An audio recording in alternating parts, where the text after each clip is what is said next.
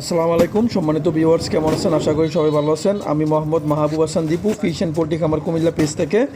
আমাদের একটা নতুন প্রজেক্ট কাটছিলাম 1700 প্রজেক্টে যাওয়ার জন্য যে রাস্তাটা আছে ওইটা দিয়া পিক আপ গাড়ি যাইতে পারে না, সেই জন্য ট্রাক্টর দিয়ে খাবার নেওয়া হয়। যে খাবার পুরনো হইতেছে 60 বস্তা খাবার। 60 বস্তা খাবারের মধ্যে এখানে বাসমান খাবার হলো 45 বস্তা, আর ডুবন্ত খাবার হলো 15 বস্তা। আলহামদুলিল্লাহ, ওইখানে বড় প্রজেক্ট হওয়ার কারণে মাছের গ্রোথ অনেক ভালো। ওইখানে সাদা মাছ আর তেলাপিয়া মাছের মিশ্র চাষ দেওয়া হয়েছে, আর পেটিং চাষ। এখানে বড় বড় মাছ দেওয়া হয়েছে। বর্তমানে এক একটি সিলভার ব্রিকের ওজন কমপক্ষে 2.5 থেকে 3 কেজি করে, আর রুই মৃগেলের ওজন হলো 2 থেকে 2200 গ্রাম, 2 কেজি 200 গ্রাম এমনের মতো। ইনশাল্লাহ এগুলো কার্পেটিং চাষ যেহেতু 4 কেজি 5 কেজি মিনিমাম হলে বিক্রি করা হবে।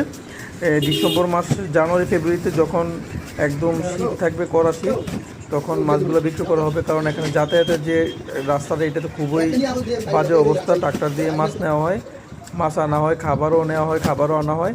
আবহাওয়া যখন ভালো থাকবে, একদম শীতের দিন, তখন মাছগুলো বিক্রি করা হবে। কারণ যাতায়াতের সমস্যার কারণে মাছগুলো যে কোনো সময় বিক্রি করা যায় না।